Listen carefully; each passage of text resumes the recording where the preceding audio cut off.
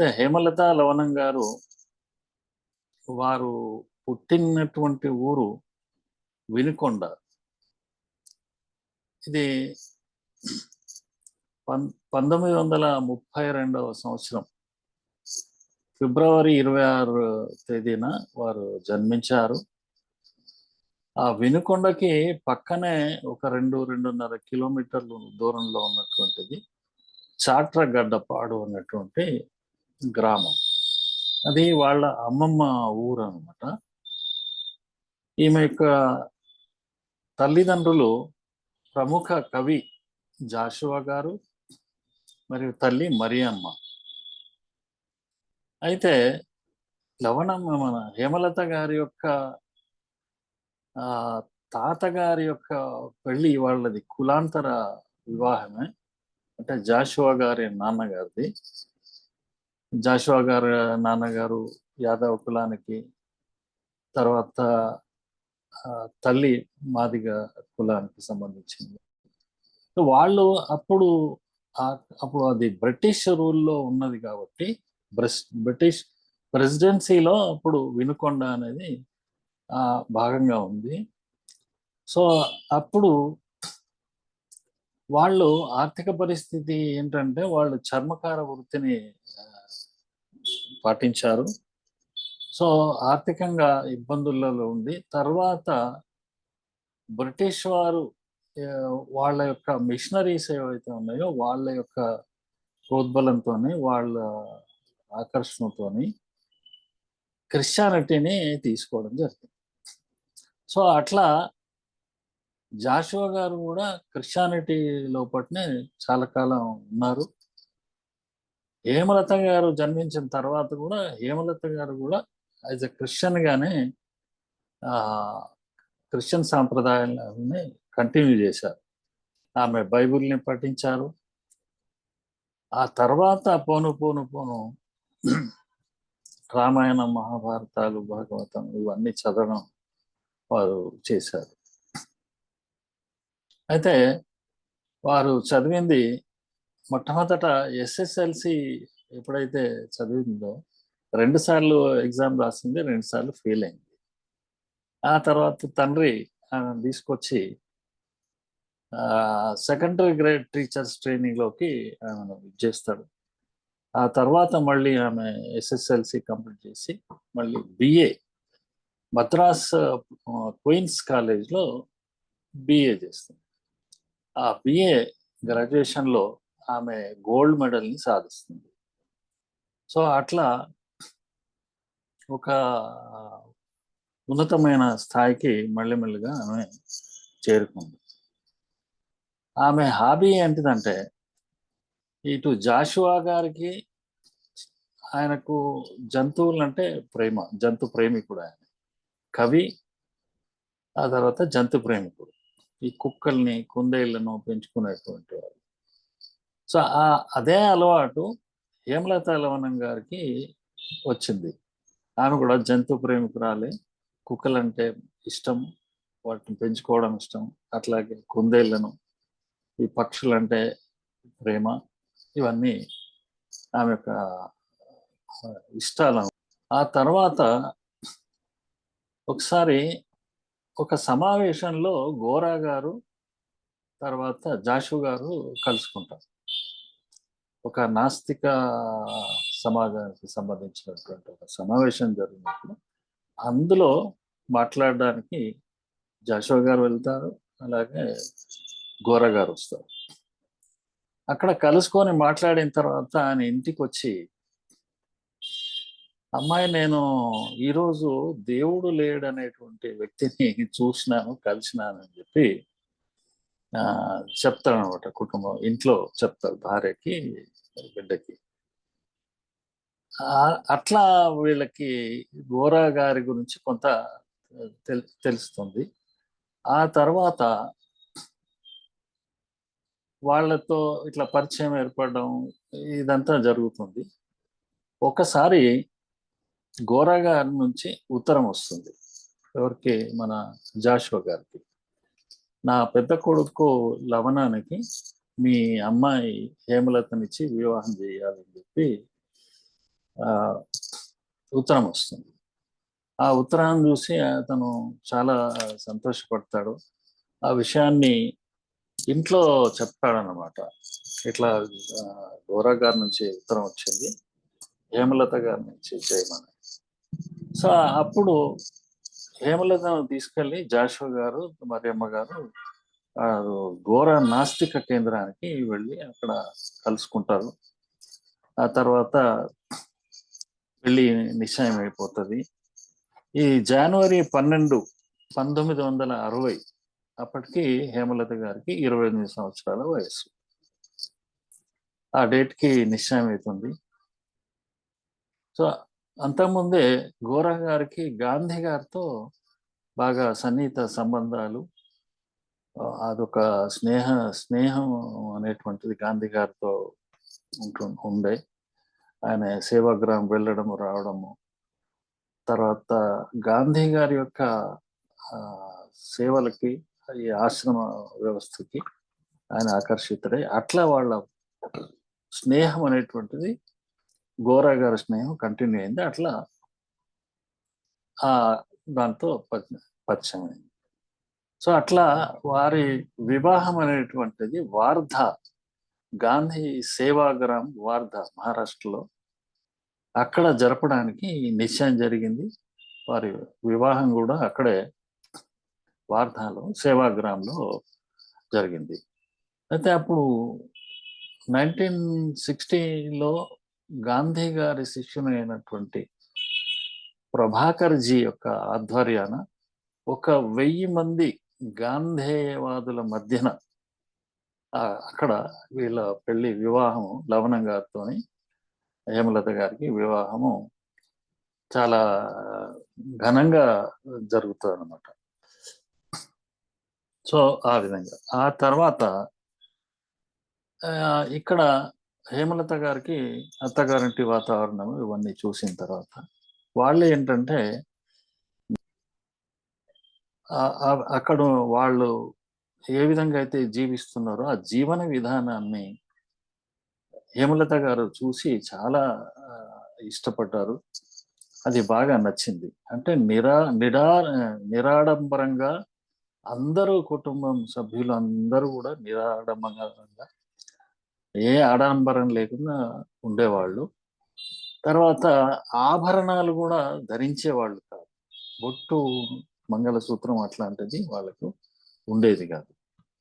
తర్వాత అందరూ కూడా పనులు చేసేవాళ్ళు, అన్ని పనులలో వాళ్ళు ఇన్వాల్వ్ అయ్యేవారు. సో ఇట్లా ఇదంతా గమనించి ఆమె చాలా ఇష్టపడడం మొదలుపెట్టింది. తల్లిగారింటికాడ కూడా ఇదే విషయాన్ని ఆమె ప్రస్తావించడం జరిగింది. సో అట్లా అత్తవారితో ఇది స్టార్ట్ అయింది. అయితే ఏంటంటే ఈ పెళ్లి జరిగే నాటికి లవణం గారు ఒక పాపులర్ వ్యక్తి. అతను కూడా గాంధీ సేవాగ్రామ్కి, గాంధీ ఆశ్రమానికి వెళ్ళడము, అక్కడ కొన్ని సేవా కార్యక్రమాల్లో పాల్గొవడము, ఇలాంటి కార్యక్రమాలు చేస్తుండే. తర్వాత ఆచార్య వినోబా భావేతో కూడా పరిచయాలు ఉండే. వినోబా భావే ఏదైతే చంబల్ లోయలో పర్యటించడము, తర్వాత అట్లాగే భూదాన ఉద్యమంలో చేయడం ఏదైతే ఉన్నాయో ఇవన్నీ ఆయన ఆకర్షించినాయి. ఇది చూసిన తర్వాత లవణం గారు, మన హేమలత గారు, వారిద్దరికి ఒకరోజు ఆహ్వానం అందింది. వినోబా భావే నుంచి ఆహ్వానం ఉంటుంది. ఏమని అంటే మధ్యప్రదేశ్ ఈ చంబల్ లోయలో జరిగేటువంటి పాదయాత్రలో పాల్గొవాలని చెప్పి వాళ్ళకి ఆహ్వానం ఉంటుంది. ఈ చంబల్ లోయ అనేటువంటిది, ఈ చంబల్ నది ఏదైతే నది ఉందో అది ఒక 250 మైళ్ళు మధ్యప్రదేశ్, ఉత్తరప్రదేశ్, బీహార్ రాష్ట్రాల గుండా అది ప్రవహిస్తుంది. అది లోయ ప్రాంతం, ఆ లోయ ప్రాంతం కూడా ప్రవహిస్తుంది. ఈ నదికి చుట్టుపక్కల పరివాహక ప్రాంతం దాదాపు ఒక 17,000 చదరపు కిలోమీటర్ల ఏరియా ఉంటుంది దానికి పరివాహక ప్రాంతం. ఆ ప్రాంతాల్లో పేరు మోసినటువంటి దొంగలు నివసిస్తారన్నమాట. వాళ్ళంతా కూడా చాలా వరకు ఎక్కువగా ఠాకూర్ వంశానికి సంబంధించినటువంటి వాళ్ళు, కరడుగట్టినటువంటి నేరస్తులు. వాళ్ళను దొంగలు అనే కంటే భాగీలు అని చెప్పడాన్ని వాళ్ళు ఇష్టపడతారు. అంటే భాగీలు అంటే తిరుగుబాటుదారులు అనేటువంటిది అర్థం.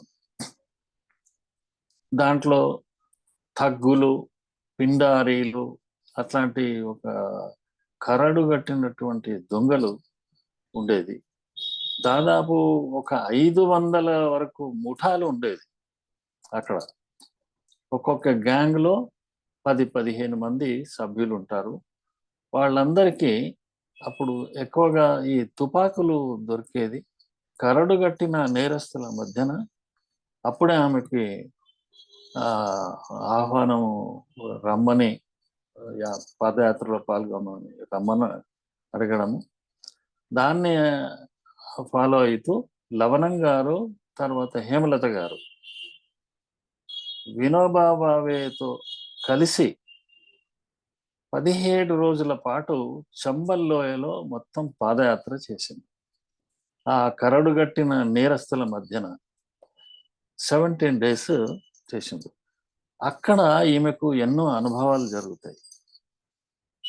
ఆ తర్వాత ఈమె మంచి వక్త, కంచుకంఠం, తర్వాత సాహితీవేత్త, రచనలు చేసింది, విద్యావేత్త. ఈమెకు వాళ్ళతో సన్నిహితంగా ఉంటూ వాళ్ళతో మాట్లాడడం ఏదైతే చేసిందో అది వాళ్ళని కూడా బాగా ఆకర్షించింది. తర్వాత వాళ్ళు ఈమెను బహిన్ అనేటువంటి పదంతో పిలిచేవారు, బహిన్ అని చెప్పి. ఆమెకు కొంత భయం ఏదైతే ఉందో ఆ భయము మెల్లమెల్లగా తొలగిపోవడము, వాళ్లతో సాన్నిహితం ఏర్పడము, వాళ్ళను సంస్కరించేటువంటి పనిలో ఆమె కూడా పాల్గొవడము, లవణం గారు కూడా పాల్గొవడము, ఈ కార్యక్రమాలు చాలా పెద్ద ఎత్తున జరిగినాయి. ఈ 17 రోజుల పాదయాత్ర ఆమె లైఫ్లో, జీవితంలో ఒక టర్నింగ్ పాయింట్ లాంటిది. 2200 మంది బందిపోట్లు వీళ్ళంతా ఆచార్య వినోబా భావేకి లొంగిపోతారు. దాంట్లో ఈ హేమలత పాత్ర కూడా ఉంది, లవణం గారి పాత్ర, హేమలత పాత్ర దీంట్లో ముఖ్యమైన పాత్రను వాళ్ళు పోషించారు. ఇది జరిగిన తర్వాత ఒక 10 సంవత్సరాలకి లోక్నాయక్ జయప్రకాష్ నారాయణ ఎదుట దాదాపు ఒక 800 వరకు బందిపోట్లు లొంగిపోతారు. అది ఒక పెద్ద అచీవ్మెంట్ అన్నమాట. ఈ లొంగిపోయినటువంటి దొంగల యొక్క పునరావాస కార్యక్రమం కూడా చేయాల్సి ఉంటుంది. కాబట్టి ఆ పునరావాస కార్యక్రమంలో వినోబా భావే గారు ప్రభుత్వంతో మాట్లాడి వాళ్ళకి పునరావాస కార్యక్రమాలు చేయడం, అట్లాగే భూముల్ని వాళ్లకు ఇప్పించి వివిధ వృత్తులు చేసుకోవడానికి వాళ్ళకి అవకాశం కల్పించడం, తర్వాత శిక్షలు తగ్గడానికి తగిన ఏర్పాట్లు చేయడం, ఈ పునరావాస కార్యక్రమాలు కూడా వాళ్ళు ఆచార్య వినోబా గారు వాళ్ళు చేశారు. ఈ స్ఫూర్తి ఏదైతే ఉందో ఇదే స్ఫూర్తితో ఇక్కడ ఆంధ్రప్రదేశ్లో కొన్ని నోటిఫైడ్ తెగలు, అంటే బ్రిటిష్ గవర్నమెంట్ కొన్ని నేరస్థ కులాలుగా ప్రకటించి, నేరస్థ జాతులుగా ప్రకటించి ఈ నోటిఫైడ్ కులాల్ని వాళ్ళు బ్రిటిష్ గవర్నమెంట్ ప్రకటించడం జరిగింది. దాదాపు ఒక 200 సముదాయాల్ని వాళ్ళు బ్రిటిష్ గవర్నమెంట్ నేరస్థ జాతులుగా, నేరస్థ కులాలుగా వాళ్ళు ప్రకటించారు. దీన్ని కంట్రోల్ చేయడానికి కొన్ని సెపరేట్ కాలనీస్ని ఏర్పాటు చేయడం జరిగింది.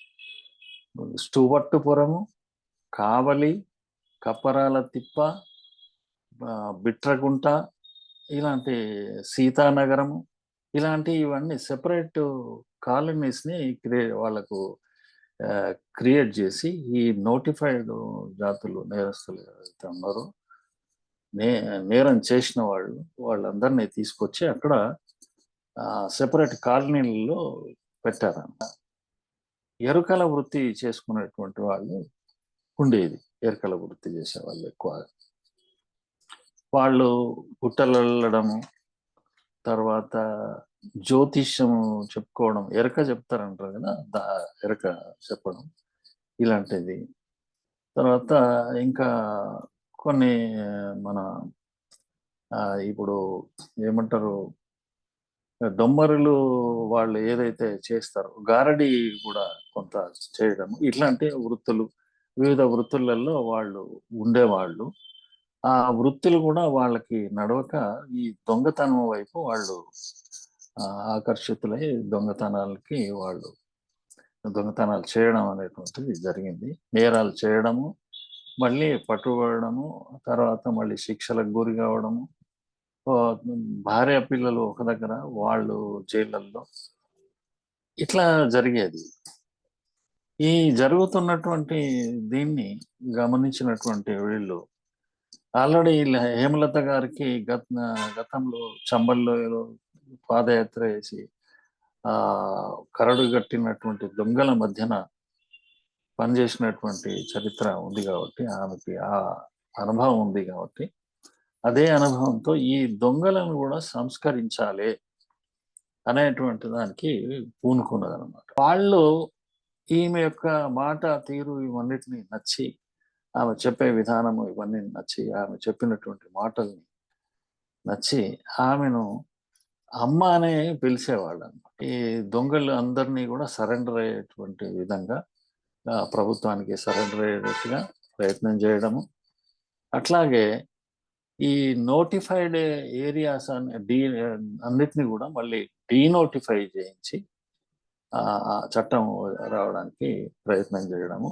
ఇదంతా వాళ్ళు హేమలత గారు కృషి చేశారు. 1871లో క్రిమినల్ ట్రైబ్స్ యాక్ట్ అనేది వాళ్ళు చేశారు బ్రిటిష్ గవర్నమెంట్ ఉన్నప్పుడు.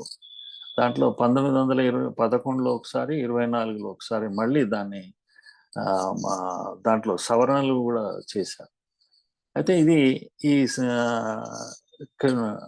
నోటిఫైడ్ ట్రైబల్స్ యాక్ట్ ఏదైతే ఉందో అది స్వాతంత్రం వచ్చిన తర్వాత 52లో అది రద్దయిపోయింది. లొంగుబాటు జరగడం. అయితే లొంగిపోయినటువంటి వాళ్ళకి వాళ్ళు కొంత ల్యాండ్ కూడా ఇప్పించడం అనేటువంటిది జరిగింది. సో ఆ నోటిఫైడ్ ఏరియాలలో ఎక్కడెక్కడ అంటే ఈ రొంపేరు అనేటువంటి చోట 118 ఎకరాల బంజరు భూమిని ఒక 140 మందికి కుటుంబాలకు ప్రభుత్వంతోనే ద్వారా ఇప్పించడం జరిగింది. తర్వాత స్టూవర్టుపురంలో 140 కుటుంబాలు 140 ఎకరాలు ఇప్పించడము. కావేలి కచేరి మెట్ల లోపల ఒక 25 మంది దొంగలకి 25 ఎకరాల భూమిని తల ఒక్కొక్క ఎకరం భూమిని ఇప్పించడం అనేటువంటిది జరిగింది. పిల్లల యొక్క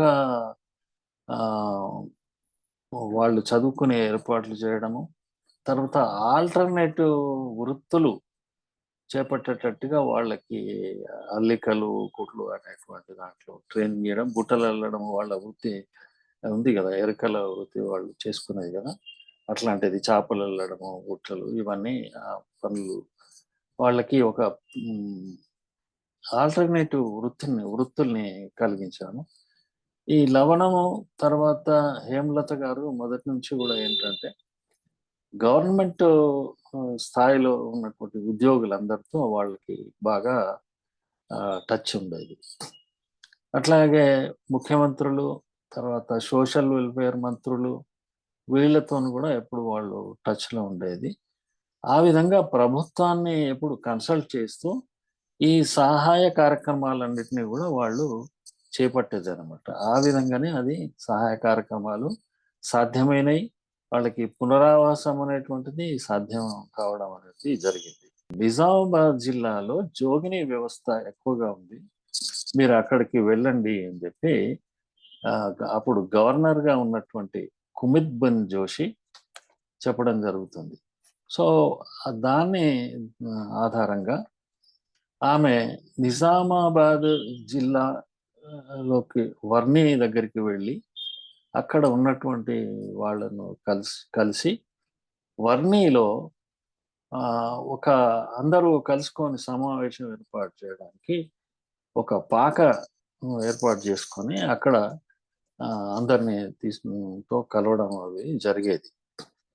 అయితే అక్కడ వర్నిలో మార్ని రామకృష్ణారావు గారు అని చెప్పి ఒక పెద్దాయన ఉన్నారు. తన ల్యాండ్‌ను కొంత వీళ్ళకు ఇవ్వడం జరుగుతుంది. ఆ ల్యాండ్ ఇచ్చి, ఆ ల్యాండ్‌లో ఫ్రీగా ఇచ్చి, తర్వాత ఈ పాకలు కొన్ని ఏర్పాటు చేసేసి తనే అన్ని చోట్ల తిరిగి, అట్లాగే కొంతమంది కార్యకర్తలు కలిసి తిరగడము, తిరిగి వాళ్ళను జోగినీలు ఎక్కడెక్కడున్నో వాళ్ళతో మాట్లాడడం, వాళ్ళని ఇక్కడికి తీసుకురావడం, సమావేశాలు ఏర్పాటు చేయడం. అట్లాగే హేమలత గారు, వీరు లవణం గారు వీళ్ళంతా కలిసి జోగినీలు ఉన్నటువంటి చోటుకి వెళ్ళి వాళ్ళ స్థానాల్లో కూడా మాట్లాడడం అనేటువంటిది జరిగింది. అట్లా కొంత జోనీయులు కూడా వీళ్ళకి దగ్గర కావడము, వాళ్ళు కూడా ఈమెను అమ్మ అని చెప్పి పిలవడము. అక్కడ చెల్లి నిలయం అని చెప్పి ఒక దాన్ని స్థాపిస్తారు వర్నిలో.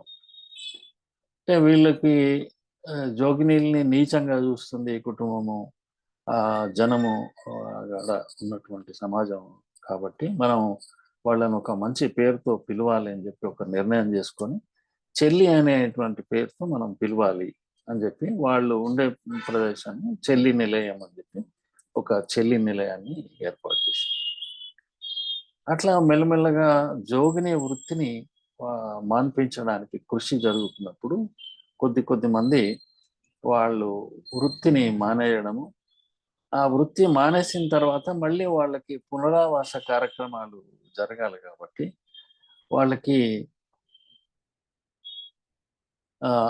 దాని కొరకు ప్రభుత్వంతో మాట్లాడి వాళ్ళకి భూములు ఇప్పించడం జరిగింది. ఈ భూములు వ్యవసాయ భూములు ఇప్పించి వాళ్లకు ట్రైనింగ్ క్లాసెస్ కూడా పెట్టడం జరిగింది.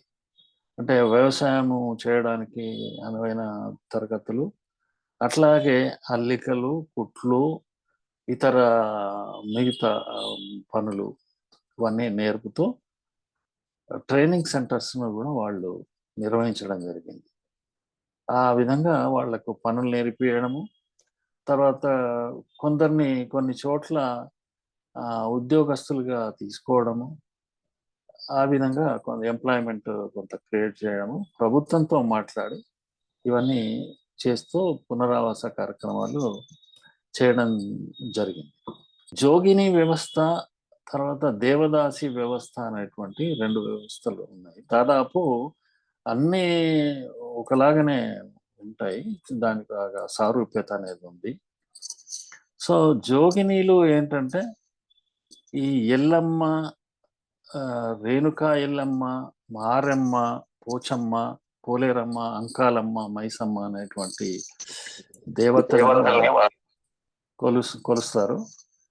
అట్లాగే స్థానిక శక్తి రూపాలైనటువంటి వాటిని ఇప్పుడు ఒరిస్సాలో చూసినట్టయితే ఠాకురాని, సంభేశ్వరి అని, ఛత్తీస్గఢ్‌లో దంతేశ్వరి అని, ఇలాంటి దేవతల్ని వాళ్ళు పూజ చేయడం జరుగుతుంది. తర్వాత తాంత్రిక మరియు గ్రామ దేవతలు అయితే కాళీ, చాముండేశ్వరి, భైరవి అనేటువంటి దేవతల్ని కొలవడము ఇది అన్నమాట. సో, ఈ జోగినీలకు చాలా ఏరియాలలో రకరకాల పేర్లున్నాయి. ఇప్పుడు మన తెలంగాణలో అయితే జోగిని, మాతంగి, మాతమ్మ, సక్కుబాయి, పోచమ్మ అనేటువంటి పేర్లతో పిలుస్తారు. కర్ణాటక ప్రాంతంకెళ్తే బసవి, భవిన్ అనేటువంటిది. ఇట్లా వివిధ రాష్ట్రాల్లో రకరకాల పేర్లతో వాళ్ళు పిలుస్తారు. చేయడానికి ఒక 2 కార్యక్రమాలు జరుగుతాయి. జోగి పట్టం, మైలపట్టం అనేటువంటి 2 కార్యక్రమాలు. జోగి పట్టం అంటే నేలపైన అంటే దేవతల దాని ముందు నేలపైన శుభ్రం చేసి, ముగ్గు వేసి, ఆ ముగ్గులో ఈ ఎవరైతే జోగినిగా మార్చబడుతున్నారో వాళ్ళను పసుపు నీళ్ళతో వాళ్ళకు స్నానం చేయించి, పోయించి, తర్వాత పువ్వులు పెట్టి అక్కడ దేవత ముందు ఒక తంతు నిర్వహిస్తారు. ఇది ఎవరు నిర్వహిస్తారు? పోతురాజు అనేటువంటి పూజారి ఇదంతా చేస్తుంటారనమాట. ఈ జోగినీలు ఎక్కువగా దళిత కుటుంబాల నుంచే ఉంటారు. దళితుల నుంచి వాళ్ళు. ఎందుకు ఈ వ్యవస్థ ఏంటి అంటే, గ్రామంలో ఏదైనా అరిష్టం జరిగినట్టయితే, ఎవరికైనా బాగలేకపోయినా, ఎక్కువ మంది మరణాలు జరిగినా, లేకుంటే వ్యాధులు ప్రబలినా, ఇదంతా దేవతలు ఆగ్రహించి జరుగుతున్నటువంటిది. దేవతలు శాంతించాలంటే తమ ఆడపిల్లల్ని దేవతకు అంకితం చేయాలి. అంకితం చేసినట్టయితే వాళ్ళు శాంతిస్తారు అని చెప్పి వాళ్ళ యొక్క నమ్మకాలన్నమాట. ఈ నమ్మకాలని దళిత కులాలలో ఆధిపత్యంలో ఉన్నటువంటి అక్కడి వాళ్ళు కల్పించినటువంటి దీనివల్ల ఈ విధంగా జరిగింది. సో దళిత కులాల్లో కూడా ఆర్థికంగా వాళ్ళు చాలా బలహీనంగా ఉంటారు. వాళ్ళకి భూములు అవి ఉండవు. వాళ్ళు నీచంగా చూడబడతారు. ఇదంతా ఆనాడు ఉన్నటువంటి బ్యాక్గ్రౌండ్ అనమాట, అప్పుడు ఉన్నటువంటి పరిస్థితి. సో అక్కడ నుంచి 2 ఇయర్స్, 3 ఇయర్స్, 5, 6 ఇయర్స్ ఆ ఆడపిల్లల్ని కూడా తీసుకొచ్చి దేవతకు అంకితం చేస్తారు. కొన్ని సందర్భాల్లో వాళ్ళకి జోగుపట్టం ఇది ఏదైతే జరుగుతుందో ఈ తంతులో మంగళసూత్రాన్ని కూడా కట్టిస్తారు.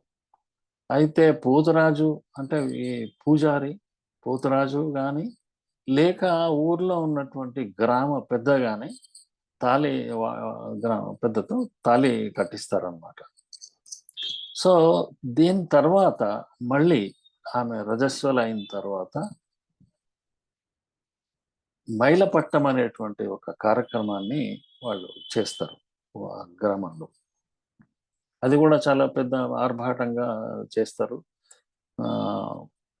ఆ మైలపట్టము జరిగినప్పుడు వాళ్ళను అలంకరించి, పువ్వుల వాటితో అలంకరించి, ఆ తర్వాత ఆ గ్రామ పెద్ద ఎవరైతే తాళి కట్టిందో అతను ఆ అమ్మాయిని అనుభవిస్తాడనమాట. లైంగికంగా దోచుకుంటాడు.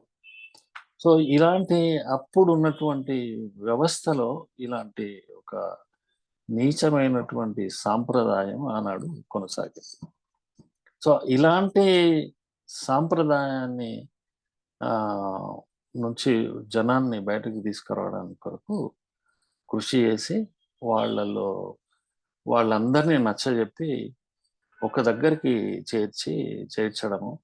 అయితే ఇది సరిపోకుంటే మళ్ళా వాటిని కొత్తగా పాకలు వేయాల్సినటువంటి ఈ పరిస్థితి ఏర్పడుతుండే. వాళ్ళందరినీ ఒక దగ్గర ఉంచడం అనమాట.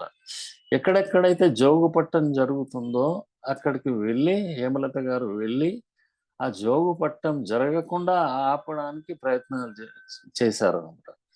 ఈ ప్రయత్నం చేస్తున్నప్పుడు వాళ్ళకి ప్రతిఘటనలు కూడా ఎదురైనాయి. భూస్వాముల నుండి, అక్కడ పెద్దవాళ్ళ నుంచి. ఇవన్నిటిని తట్టుకొని ప్రభుత్వ సహాయము, పోలీస్ సహాయము తీసుకొని అక్కడ చేయడం జరుగుతుంది. దాని తర్వాత ఈ జోగిని వ్యవస్థ గురించి ప్రభుత్వంతో మాట్లాడి ఒక చట్టాన్ని వాళ్ళు తీసుకురావడానికి ప్రయత్నం చేశారు. 1988లో జోగిని ఆంధ్రప్రదేశ్ దేవదాసి వ్యవస్థ నిర్మూలన చట్టం అనేటువంటిది 1988లో ఎన్టీ రామారావు గారి పీరియడ్లో ఏర్పాటు జరిగింది. ఇది దేంట్లో ఏంటి, ఎవరైనా జోగినిగా మార్చడానికి ప్రయత్నిస్తే 5 సంవత్సరాల జైలు శిక్ష, అట్లాగే జరిమానాలు అనేటువంటివి ఉండేవి. దీన్ని లవణం గారు ఈ వ్యవస్థను ఆపాలి గదా! దాని కొరకు హేమలత గారు, లవణం గారు ఇద్దరు ప్రచార రథాలు తీసుకొని మొత్తం ఈ చట్టాన్ని ప్రచారం చేయడం స్టార్ట్ చేశారు. ఎవరైతే జోగినులుగా మారిండ్రో ఆ ఊరిలో ఊరి వాళ్ళు గూడా చాలా మంది లైంగికంగా వేధించేవారు. వీళ్ళకి అసైన్ చేసినటువంటి వీళ్ళకి ఇచ్చిన నిర్దేశించినటువంటి జోగినులకు ఇచ్చినటువంటి పనేంటంటే, వీళ్ళు ఆచారాలు, సాంప్రదాయాలు, మత ఆచారాలకు సంబంధించినటువంటి ఆచార కార్యక్రమాలన్నిట్లో వీళ్ళు ను నా నృత్యం జేయాలి. వాళ్ళు డాన్స్ చేయాలనమాట. తర్వాత ఎవరైనా చనిపోతే ఆ శవం ముందు గూడా వీళ్ళు ఎక్కడ ఊర్లో ఎవరు చనిపోయినా ఆ శవాల ముందు కాటి వరకి వెళ్ళి అక్కడ నృత్యం చేస్తూ వెళ్ళాలనమాట. డాన్స్ చేయాలి. సో, అందరూ వేసినటువంటి డబ్బులు, చిల్లళ్ళు, డబ్బులు వాళ్ళు నుదుటితోని కంటి రెప్పలతో తీసుకోవడం ఇట్లాంటి ఒక దయనీయమైనటువంటి పరిస్థితి ఉంటుంటే, కొద్ది రోజుల తర్వాత వీళ్ళంతా దేవదాసినీలు ఆహ్, ఈ ఎయిడ్స్‌కు గురయ్యేవాళ్ళు. ఎయిడ్స్‌కు గురైపోయి చాలా దుర్భరమైన పరిస్థితులలో వాళ్ళు మరణించేవారనమాట. సో, ఈ పరిస్థితుల్లో ప్రభుత్వంతో వాళ్ళు హేమలత గారు వాళ్లకు వైద్య సౌకర్యాన్ని ఏర్పాటు చేయడము, అలాంటి వాళ్ళని ఆదుకోవడము ఈ జోగినీలకి.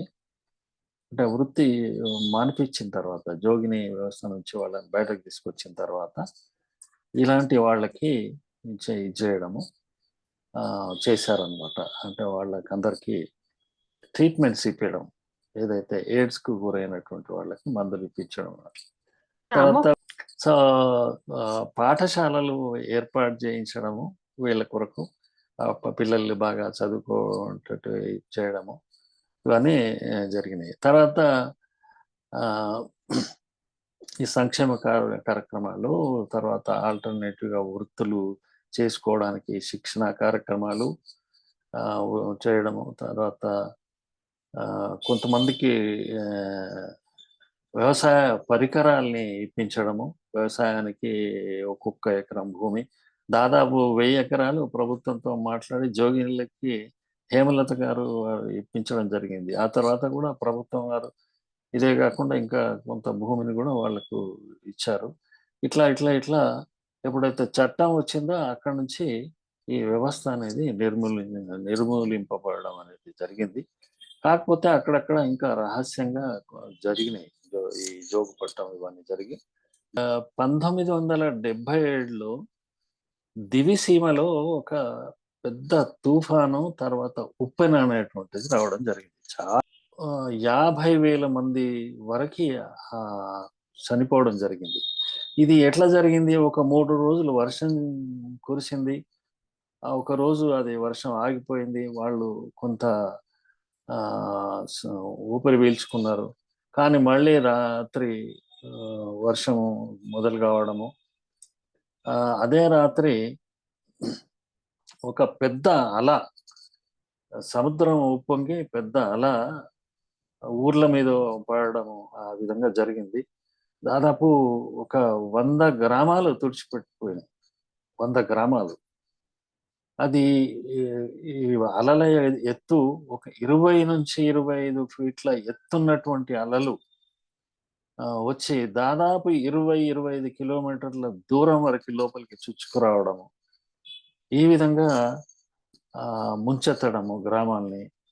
మొత్తం ఇల్లు ధ్వంసం కావడం జరిగింది. ఎత్తైన ప్రదేశాలకు వెళ్ళి ఉన్నవాళ్ళు కాస్త ఈ కాంక్రీట్ ఇల్లు ఉన్నటువంటి ప్రదేశాలు, ఇలాంటి ఒక కట్టడాలలో తలదాచుకున్న వాళ్ళు మాత్రమే కొంతమంది బతికారు. మిగతా వాళ్ళంతా చనిపోవడం జరిగింది. ఇది చాలా భయంకరమైనటువంటిది అన్నమాట.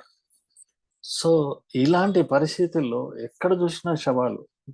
ఈ సందర్భంలో ఈ పరిస్థితిలో దివిసీమ లోపల హేమలత గారు, లవణం గారు వచ్చి అక్కడున్న ఈ శవాలన్నిటినీ ఖననం చేయడానికి సహకరించడము, అందరినీ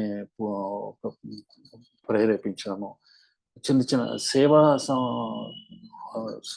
సంస్థలు అంటే ఒక గ్రూపులుగా యువతను అందరినీ మిగతా ఏరియాల నుంచి వచ్చిన వాళ్ళందరినీ మోటివేట్ చేస్తూ ఈ పునరావాస కార్యక్రమాలు, సహాయ కార్యక్రమాల్లో పాల్గొనేటట్టుగా చేయడం జరిగింది. ఎందుకంటే ఎప్పుడైతే సముద్రపు నీరు వచ్చిందో భూమి బాగా అక్కడున్న ప్రాంతాలు దెబ్బతింటాయి. ఈ విధంగా సో వాళ్ళకి ఆర్థికమైనటువంటి సౌకర్యం కావాలి కాబట్టి వాళ్ళకి ఈ కొంత ఆర్థికమైనటువంటి ప్యాకేజెస్ ఇప్పించడం అనేటువంటిది జరిగిందనమాట. సో 1,00,000 ఇండ్ల వరకు నాశనమైనది దివిసీమలో. మళ్ళీ 1977లో దివిసీమ ఉప్పెన ఏదైతే 100 గ్రామాలని ముంచెత్తిందో దాని తర్వాత 2 సంవత్సరాలకి మళ్ళీ కృష్ణా, గుంటూరు జిల్లాల్లో తుఫాను బీభత్సం జరిగింది. మళ్ళీ అప్పుడు ఒక 50,000 ఇళ్ళు ధ్వంసం అయిపోయినాయి. 50,000 వరకు ఇళ్ళు ధ్వంసం అయిపోయినాయి. పంట నష్టం జరిగింది. ఉప్పు నీటి వ్యవసాయ భూమి మొత్తం దెబ్బతినిపోయింది. దీనికి అప్పుడు అక్కడ వీళ్ళు ఉండి ప్రభుత్వంతో వాళ్ళు మాట్లాడి తర్వాత ధాన్య సేకరణ చేసి ఈ ధాన్యాన్ని పంపిణీ చేయడం అనేటువంటిది జరిగింది.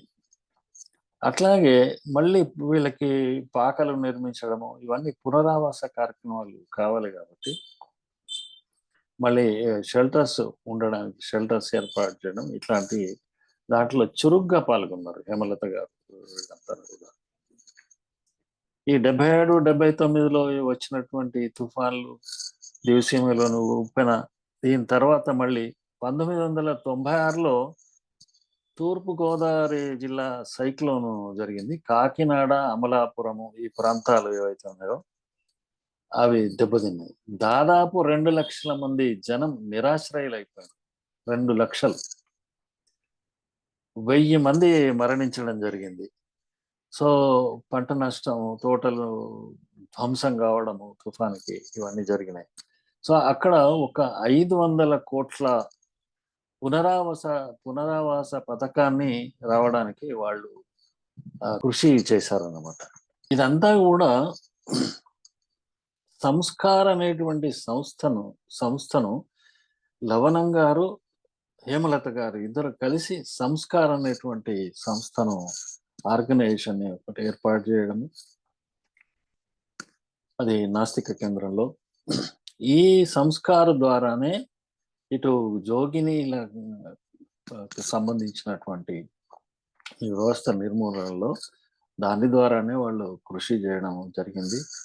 ఒక సెక్రటరీగా కూడా మన హేమలత గారు పనిచేయడం సంస్కార ఆర్గనైజేషన్కి. అట్లాగే ఈ వాసవ్య విద్యాలయాన్ని ఒకదాన్ని స్థాపించి, వాసవ్య అంటే అంటే వాస్తవికత, అంటే సంఘ దృష్టి, అంటే వ్యక్తిత్వము, వాసవ్య. దీన్ని ఒక విద్యాలయాన్ని స్థాపించాము. ఆ తర్వాత దాంట్లో ఉపాధ్యాయురాలుగా కూడా బోధించడం జరిగింది మొట్టమొదట. ఈ కోస్తా తీర ప్రాంతాల్లో 1989లో పెద్ద ఎత్తున అల్లర్లు జరిగినాయి.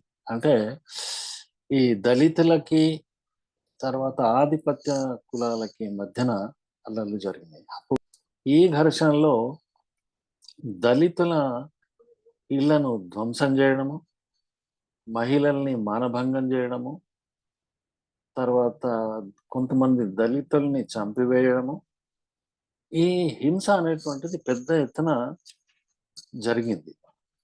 అయితే దీంట్లో కొంత రాజకీయ పార్టీల హస్తం కూడా ఉంది అని చెప్పి చెప్తారు. వాళ్ళ యొక్క ప్రేరణ ఉంది, ఇది ఇంకా ఎక్కువ కావడానికి ప్రేరణ ఉంది అని దళితుల ఇళ్లను కూడా కాల్చడము, ధ్వంసం చేయడం జరిగింది.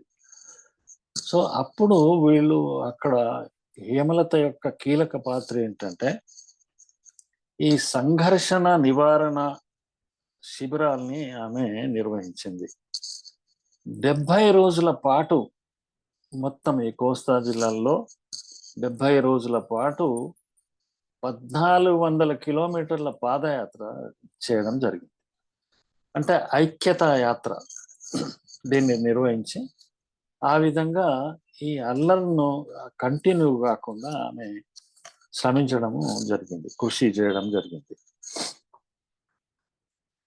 తర్వాత ఈ యువ శాంతి దళాలు ఇట్లాంటిది ఏర్పాటు చేసి ఆ శాంతి దళాల ద్వారా ఇచ్చేయడము.